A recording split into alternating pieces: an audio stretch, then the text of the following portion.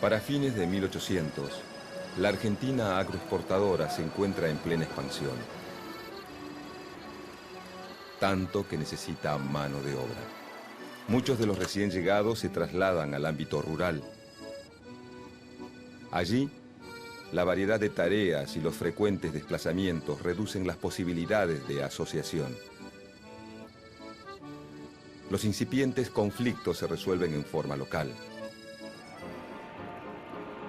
Pero en la próspera Argentina, las condiciones laborales son precarias y las leyes obreras inexistentes.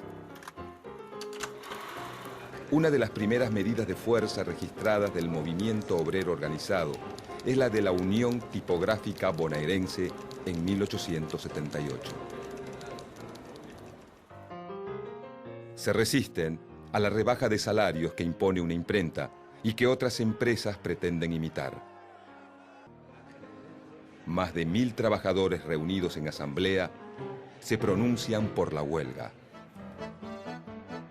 Las patronales vuelven a los sueldos originales y reducen la jornada laboral a 10 horas en invierno y 12 en verano. Esta primera experiencia es solo el comienzo. El reclamo que se abre es similar en todos los casos. En 1894, el médico Juan Bautista Justo, preocupado por la situación de los trabajadores y ligado al socialismo internacional, funda el diario La Vanguardia. 2 años más tarde, en 1896, organiza el Partido Socialista Obrero Argentino. Organiza y apoya las ligas agrarias porque entiende que el latifundio es una traba al progreso económico y social perpetrada por el régimen oligárquico. Entre los obreros promueve la formación de cooperativas de producción, consumo y vivienda, y de distintas formas de asociación cultural. En el campo de la educación, crea la Universidad Popular de Barracas, la Sociedad Luz, bibliotecas populares y escuelas primarias allí donde no existían o eran insuficientes. En 1897, fundan el periódico La Protesta y logran la creación de los sindicatos de albañiles, cigarreros, carreros, yeseros, ebanistas y marmoleros. Para principios del siglo XX, el movimiento obrero argentino es una realidad. En 1901, la Federación Obrera Argentina es la central que nuclea a la mayoría de los gremios del país. En 1902, se aprueba la Ley de Residencia, que permite expulsar sin juicio previo a extranjeros considerados peligrosos.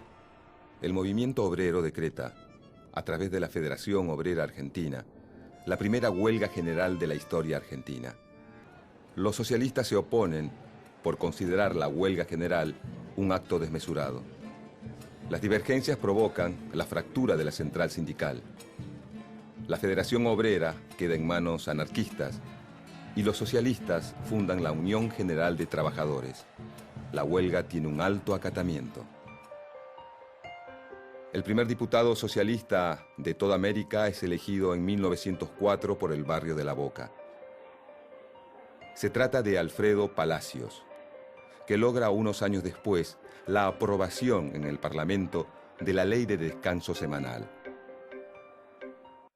La Federación Obrera Argentina, llamada ahora Federación Obrera Regional Argentina, convoca al acto del 1 de mayo de 1904 por el aniversario del ahorcamiento de los mártires de Chicago, ocurrido en 1886. A poco de iniciada la marcha, comienza la represión policial que deja un saldo de varios muertos. Las 2 centrales sindicales decretan la huelga general y piden el encarcelamiento de los responsables. A pesar del estado de sitio, decretado por el presidente Manuel Quintana, las centrales sindicales deciden conmemorar en forma conjunta un nuevo aniversario del 1 de mayo. El acto se realiza frente al Teatro Colón.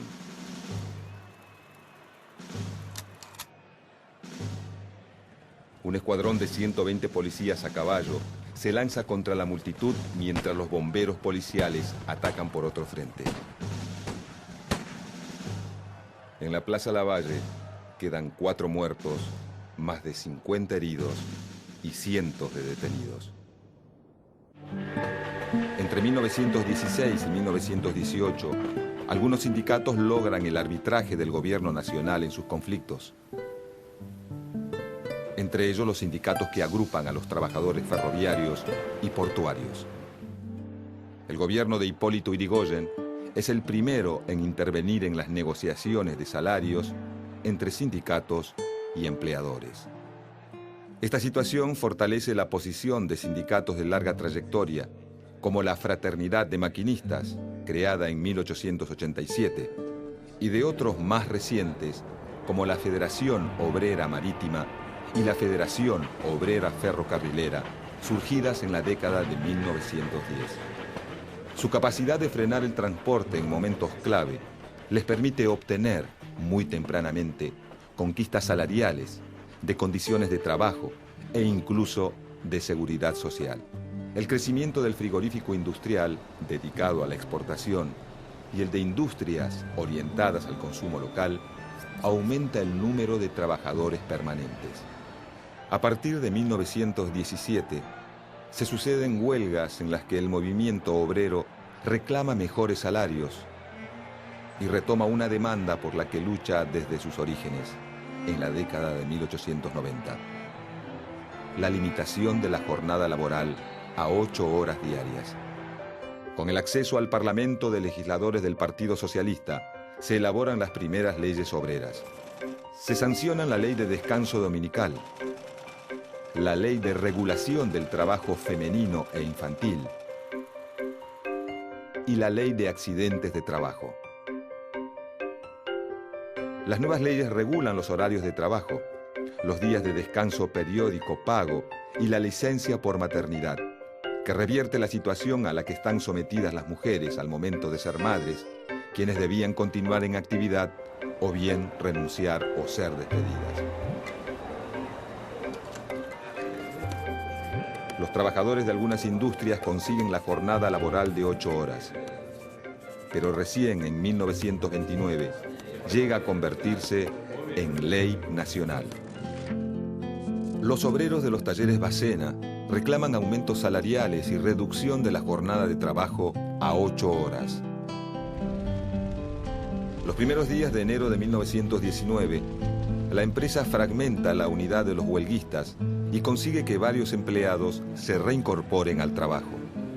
Mientras la patronal de los talleres Bacena, el gobierno radical y la fora sindicalista aprueban muchos de los reclamos del pliego de condiciones presentado por los huelguistas entre el 7 y el 8 de enero, se agudiza la represión sobre quienes deciden continuar adelante con la medida de fuerza. Alrededor de 2.000 trabajadores, dirigentes y militantes de distintos grupos son detenidos. La Semana Trágica no es la primera confrontación entre trabajadores y patrones, ni la única durante este año, pero sí una de las más sangrientas. Entre 1921 y 1922, los trabajadores de la lana en la Patagonia van a la huelga. La situación de los arrieros, ovejeros y peones de estancia es penosa. Trabajan de 14 a 16 horas diarias con salarios ínfimos. Ante un intento de mediación oficial fallido, Yrigoyen envía al ejército a terminar con el levantamiento. Los represores asesinan a los huelguistas que presentan batalla y fusilan a más de la mitad de los que se entregan sin resistir. La masacre de los obreros del sur será recordada como la Patagonia Trágica y constituye uno de los tantos hechos injustos y sangrientos de la historia argentina.